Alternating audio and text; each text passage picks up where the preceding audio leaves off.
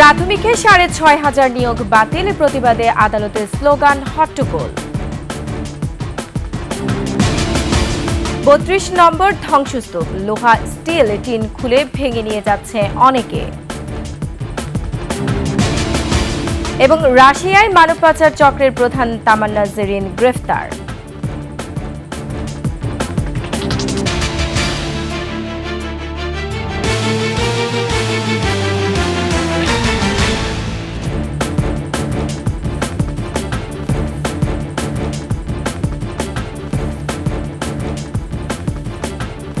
শুনছিলেন সংবাদ শিরোনাম। আমন্ত্রণ ২১শে দুপুরের সংবাদে, সাথে আছে আমি রোবানা আমিন। দর্শক, ২১শে টেলিভিশনের সংবাদ একই সাথে সরাসরি দেখতে পাবেন আমাদের ফেসবুক পেজ www.facebook.com/2124 অনলাইনে। এছাড়া সাবস্ক্রাইব করতে পারেন www.youtube.com/21ETV চ্যানেলে। সরকারি প্রাথমিক বিদ্যালয়ের তৃতীয় ধাপে চট্টগ্রাম ও ঢাকা বিভাগের নিয়োগ পাওয়া ৬,৫৩১ জনের নিয়োগ বাতিল করেছেন হাইকোর্ট। প্রতিবাদে আদালতের সামনে স্লোগান হট্টগোল হয়েছে। বৃহস্পতিবার চূড়ান্ত তালিকা থেকে বাদ পড়া ৩০ জনের রিটের চূড়ান্ত আবেদনের শুনানি শেষে বিচারপতি ফাতেমা নজিব ও বিচারপতি শিকদার মাহমুদুর রাজির হাইকোর্ট বেঞ্চ এ রায় দেন। একই সাথে আদালত মেধার ভিত্তিতে পুনরায় নিয়োগ দেওয়ার নির্দেশ দেন। এ রায়ের প্রতিবাদে নজিরবিহীনভাবে আদালতের সামনে বিক্ষোভ করে নিয়োগ বঞ্চিতরা। তারা স্লোগান দিয়ে আদালতের দরজায় ধাক্কাধাক্কি করে। আইনজীবীদের সঙ্গে তর্কাতর্কিতে জড়িয়ে পড়েন এক পর্যায়ে। পরে পরিস্থিতি নিয়ন্ত্রণে আনে পুলিশ সদস্যরা।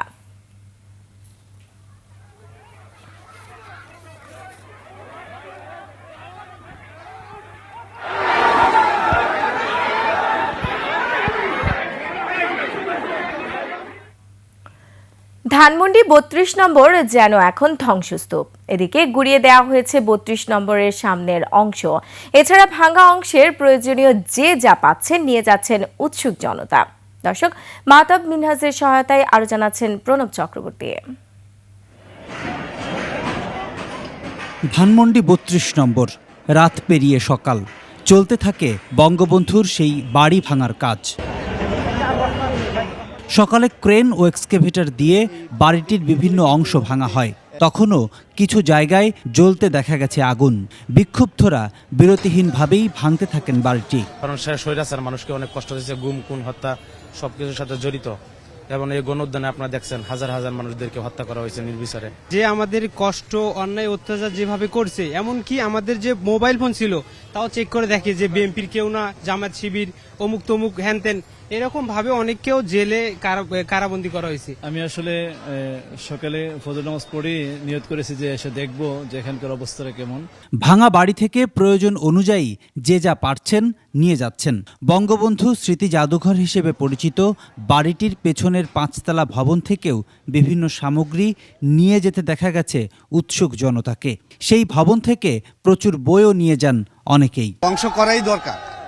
এইখানে আজকাল ১৬ বছর শুধু এই বিরোধী দলের উপরে নির্যাতন সবকিছু এখান থেকেই আবিষ্কার হয়েছে। আমরা দেখতে আসছি, বিষয়টা সংহতি জানাতেও আসছি যে জিনিসটা ভালো হয়েছে। আমরা জনগণের উপকার করতেছি, আমরাও জনগণ। এদিকে সুধাসদন ভেঙে ফেলতে সেখানে জড়ো হচ্ছেন ছাত্র জনতা। রাতে সেখানে লাগানো আগুন জ্বলছে এখনো। বুধবার রাতে শুরু হয় ধানমন্ডিমুখী বুলডোজার কর্মসূচি। তার আগেই ধানমন্ডি ৩২ নম্বরের বাড়িতে ভাঙচুর চালায় বিক্ষুব্ধরা। দেয়া হয় আগুন, পরে এক্সকেভেটর দিয়ে শুরু হয় ভাঙার কাজ। প্রণব চক্রবর্তী, ২১শে টেলিভিশন, ঢাকা। দর্শক, এই মুহূর্তে ধানমন্ডির ৩২ নম্বরে আছেন আমাদের সহকর্মী মাহতাব মিনহাজ। আমরা সরাসরি যুক্ত হচ্ছি তার সাথে। মিনহাজ, আপনি নিশ্চয়ই আমাকে শুনতে পাচ্ছেন। মিনহাজ, ধানমন্ডির ৩২ নম্বর তো ভেঙে গুড়িয়ে দেওয়া হয়েছে, তো এই মুহূর্তে ধানমন্ডির ৩২ নম্বরের অবস্থা কি দেখছেন, বিস্তারিত আমাদের জানান।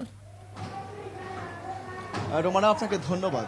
ধানমন্ডি ৩২ নম্বর বাড়িটি আসলে একেবারে গুড়িয়ে দেওয়া হয়েছে এবং ভাঙার কাজ কিন্তু এখনো চলছে। আপনি নিশ্চয়ই দেখতে পাচ্ছেন যে আসলে যারা বিক্ষুব্ধ আছেন তারা কিন্তু এখনো নিজেরাই কিন্তু এই বাড়িটি ভাঙার কাজে যুক্ত হয়েছেন। আমরা ঠিক এখন ঘড়িতে ২টো বাজে, আমরা ১২টার দিকে দেখেছি যে এক্সকেভেটর বা যে এগুলো ছিল এগুলো চলে যায় এবং তাদের সঙ্গে আমরা কথা বলি। তারা জানিয়েছে যে আসলে তাদের ঊর্ধ্বতন কর্তৃপক্ষ তাদেরকে চলে যেতে বলেছে। এখন এক্সকেভেটর বা এই বাড়ি ভাঙার জন্য আর কোনো এই জাতীয় জিনিসগুলো আসবে কিনা আসলে এগুলো আমরা এখনো আসলে পুরোপুরি আমরা নিশ্চিত নই। তবে আমরা এখানে যারা বিক্ষুব্ধ আছে, যারা আন্দোলনকারী আছে, তাদের সঙ্গে কথা বলে আমরা তাদের কাছ থেকে জানতে পেরেছি যে তারা আসলে এই বাড়িটিকে একেবারে নিশ্চিহ্ন করা পর্যন্ত কিন্তু তাদের যে ধ্বংসযজ্ঞ এবং তারা যে বাড়িটিকে যে ভাঙছে সেটি কিন্তু চালিয়ে যাবেন। আপনি নিশ্চয়ই আমার ক্যামেরায় দেখতে পাচ্ছেন আসলে যে বাড়িটির যে অংশটুকু এখনো ভাঙা হয়নি সে অংশে কিন্তু আসলে বিক্ষুব্ধরা আগুন ধরিয়ে দিয়েছেন এবং বঙ্গবন্ধুর যে জাদুঘর বর্ধিত অংশটি রয়েছে এখানকার, সেটির মধ্য থেকে কিন্তু এখন একেবারে কালো ধোঁয়া বের হচ্ছে, ওখানেও কিন্তু বিক্ষুব্ধরা আগুন ধরিয়ে দিয়েছেন। এবং আমরা দেখতে পাচ্ছি সংবাদে যেমনটি বলেছেন রোমানা, যে যার মতো করে কিন্তু আসলে এখানে যা পাচ্ছেন সবকিছু কিন্তু তারা কিন্তু নিজের মতো করে নিয়ে যাচ্ছেন। এবং আমরা দেখতে পাচ্ছি যারা বিক্ষুব্ধ রয়েছেন তারা কিন্তু মাইক এনে এবং তারা কিন্তু জড়ো হয়ে খুব উচ্চ শব্দে তারা কিন্তু এখানে স্লোগান দিচ্ছেন, ফ্যাসিবাদ বিরোধী স্লোগান দিচ্ছেন এবং আওয়ামী বিরোধী স্লোগান দিচ্ছেন তারা। আপনাকে একটি বিষয় জানিয়ে রাখি রোমানা, যে এখানে আমরা যারা বিক্ষুব্ধ রয়েছেন, আন্দোলনকারী রয়েছেন, তাদের কাছ থেকে আমরা জানতে পেরেছি এবং আমরা নিজেরও দেখেছি আসলে এখানে একটি নতুন ভবন রয়েছে যেটি এখনো পুরোপুরি সম্পন্ন হয়নি। আসলে সেটির একেবারে বেসমেন্টের একেবারেই নিচে আসলে একটি রহস্যজনক একটি সুড়ঙ্গ রয়েছে। আসলে আমরা একজন প্রত্যক্ষদর্শীর সঙ্গে এই বিষয়টি নিয়ে কথা বলতে চাই। আপনি আসলে এই বিষয়টি নিয়ে বলবেন, আসলে আপনারা কি মনে করছেন এই বিষয়টি? আমি যখন 32 নম্বর এই ধানমন্ডির বাড়িটা দেখতে আসলাম, আজকে সকালবেলা ধ্বংসযজ্ঞটা দেখতে এসেছি, খুনি হাসিনার বাসভবন তার বাবার আগে ছিল। তো আমরা এখানে এসে দেখতে পেলাম যে এই দুটা বিল্ডিং পাশে একটা নতুন কনস্ট্রাক্টেড একটা বিল্ডিং হচ্ছে। তো সেই বিল্ডিংটা একদম বেসমেন্টের উপর থেকে একদম নিচতলা বললে ভুল হবে, উপর থেকে 3 তলাতে একদম বেসমেন্টে নিচে একটা জায়গাতে দেখলাম যে সিঁড়িটা ভ্যানিশ হয়ে যাচ্ছে। কিন্তু সেখানে লিফটের যে লাইনটা আছে আপনারা গেলে দেখতে পাবেন, একদম ক্রস লাইনটা লিফটের সেটা একদম নিচ বরাবর চলে যাচ্ছে। তো আমরা এটা ধারণা করতে পারি সম্ভবত কোনো নতুন ভাবে কোনো আয়নাঘর তৈরি করার কোনো পরিকল্পনা এই সরকারের হয়তো বা ছিল, কোনো আন্ডার কনস্ট্রাক্টেড বিল্ডিং, এখনো সেই বিল্ডিংটা পুরোপুরি হয় নাই, একদম আন্ডার কনস্ট্রাক্টেড। তো আমরা এই বিষয়টা খুব আশঙ্কা করছি যে সম্ভবত রোমানা, আপনি প্রত্যক্ষদর্শীর মুখে যেমনটি শুনলেন, আসলে তারা এই রহস্যজনক সুড়ঙ্গটিকে আয়নাঘর বলে দাবি করছেন। হয়তো এই সরকার নতুন কোন আয়নাঘর করার সিদ্ধান্ত এখানে নিয়েছিল। রোমানা, আপনি যেমনটি সংবাদে বলেছেন, আসলে গতকাল রাত থেকে কিন্তু এখানে ধানমন্ডি 32 নম্বরের বাড়িটি ভাঙার কাজ চলছে, এখনো চলমান রয়েছে, হয়তো আরো অনেকক্ষণ এই কাজটি থাকবে। এ ছিল এখান থেকে সর্বশেষ। রোমানা। মিনহাজ, আপনাকে ধন্যবাদ। আপনি থাকুন ধ্বংসস্তূপের সামনে, আমরা আবারও আপনার সঙ্গে যুক্ত হব। দর্শক, ধানমন্ডির 32 নম্বর থেকে আমাদের সহকর্মী মাহতাব মিনহাজ জানাচ্ছিলেন ধ্বংসস্তূপের বিস্তারিত। আমরা চলে যাচ্ছি অন্যান্য প্রসঙ্গে।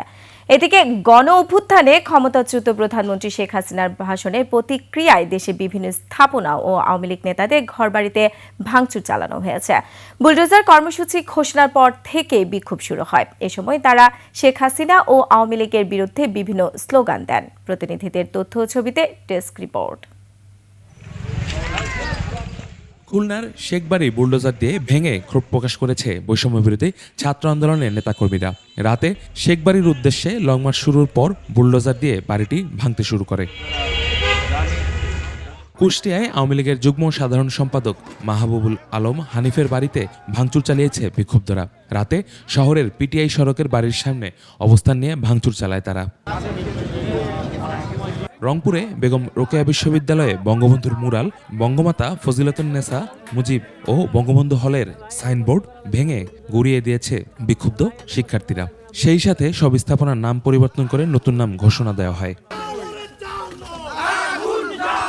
রাজশাহী বিশ্ববিদ্যালয়ে বঙ্গবন্ধু শেখ মুজিবুর রহমান, শেখ হাসিনা, শেখ ফজিলাতুন্নেসা, AHM কামরুজ্জামান হলের নেম প্লেট ভেঙে ফেলে শিক্ষার্থীরা। পরে বঙ্গবন্ধু হলের নাম পরিবর্তন করে বিজয় 24, শেখ হাসিনা হলকে ফাতিমা আল ফাহরিয়া ও কামরুজ্জামান হলের নাম শহীদ আলী রায়হান হল এবং শেখ ফজিলাতুন্নেসা মুজিব হলের নাম নবাব ফয়জুন্নেসা চৌধুরানী নামকরণ করে শিক্ষার্থীরা।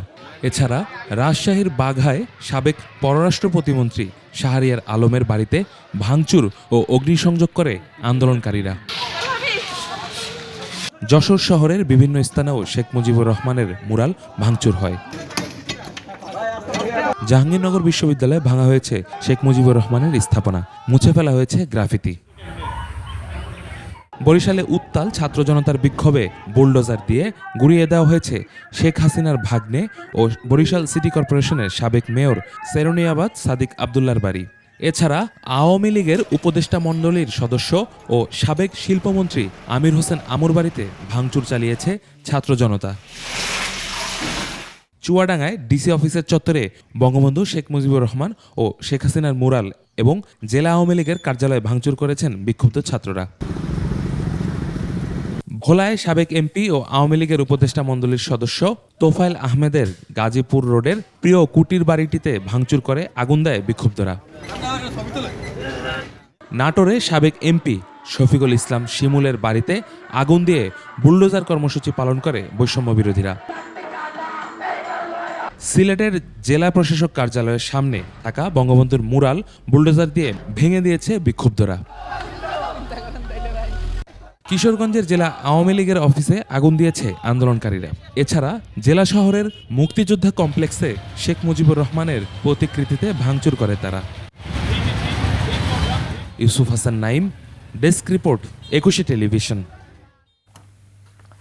অন্য প্রসঙ্গ, বাংলাদেশ থেকে রাশিয়ায় মানব পাচারকারী চক্রের প্রধান তামান্না জেরিনকে গ্রেফতার করেছে সিআইডি। সকালে নেপালে পালানোর উদ্দেশ্যে তিনি হযরত শাহজালাল আন্তর্জাতিক বিমানবন্দরে অবস্থান করছিলেন, আর সেখান থেকে তাকে গ্রেফতার করা হয়। চক্রের এই মূল হোতা তামান্না জেরিনের নামে বনানী থানায় মামলাও রয়েছে। অভিযোগ রয়েছে তার পাঠানো লোকজনকেই রাশিয়ার হয়ে ইউক্রেনের বিপক্ষে যুদ্ধে নামানো হতো। সংবাদ এই পর্যায়ে একটা বিরতি নিচ্ছি, যখন ফিরছি তখন অন্যান্য খবরের সঙ্গে আরো থাকবে। অনিয়ম দুর্নীতির আখড়া কুষ্টিয়া মেডিকেল কলেজ, 13 বছরে পুরোপুরি চালু হয়নি হাসপাতাল। বিরতির পর আবার আমন্ত্রণ 21 দুপুরের সংবাদে। অনিয়ম দুর্নীতি আর পরিকল্পনায় গলদ থাকায় এগুচ্ছে না কুষ্টিয়া মেডিকেল কলেজ ও হাসপাতাল ভবন নির্মাণ কাজ। আওয়ামী লীগ সরকারের সময় টেন্ডারে অনিয়ম, নির্মাণ কাজের সময় গাড়ির বারান্দা ধসে শ্রমিকের নিহতের ঘটনায় মেডিকেল কলেজ প্রকল্পে কালো দাগ পড়ে। আর নির্মাণ কাজ শুরুর পর প্রায় 13 বছরেও পূর্ণাঙ্গভাবে চালু হয়নি এই হাসপাতালটি। কুষ্টিয়া প্রতিনিধি জহুরুল ইসলামের তথ্য, ছবিতে ডেস্ক রিপোর্ট। 2008 সালে নেওয়া হয় কুষ্টিয়া মেডিকেল কলেজ ও হাসপাতাল ভবন নির্মাণ প্রকল্প।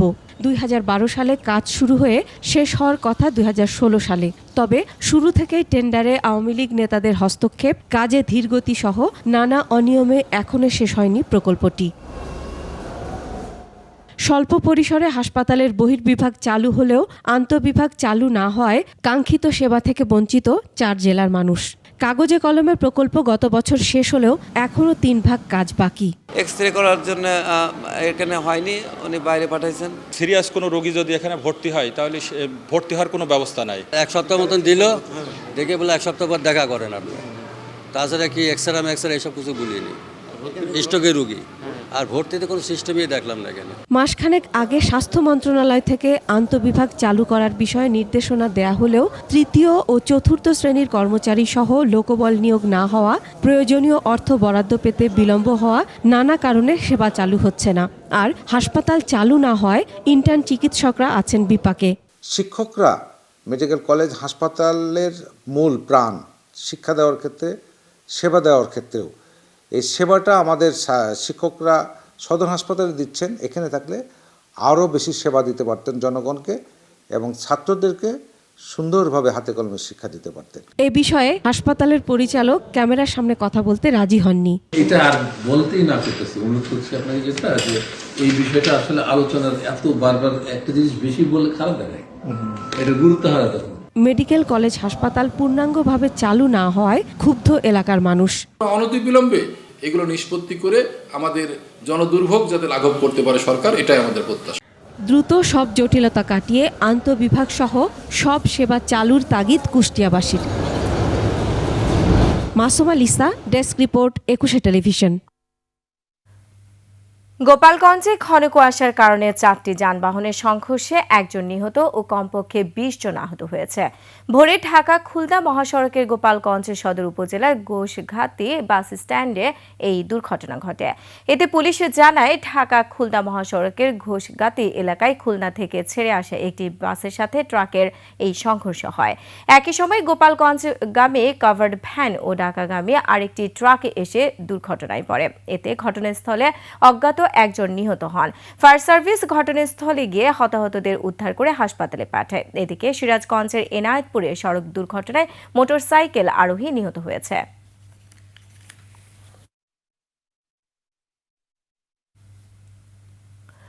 রাজধানীর মিরপুরে ধর্ষণের ঘটনায় এখনো গ্রেফতার হয়নি জড়িতরা। এই অবস্থায় আতঙ্কে নির্যাতিত ওই নারীর পরিবার। তাদের অভিযোগ, বিদেশে পাঠানোর কথা বলে টাকা নেয় একটি চক্র, আর সেই টাকা ফেরত চাওয়ায় ঘটে দলবদ্ধ ধর্ষণের এই ঘটনা। পুলিশ বলছে একজনকে আটক করা হয়েছে আর বাকিদের ধরতে চলছে অভিযান। দর্শক, বাকিটা থাকছে দীপু শিকদারের রিপোর্টে।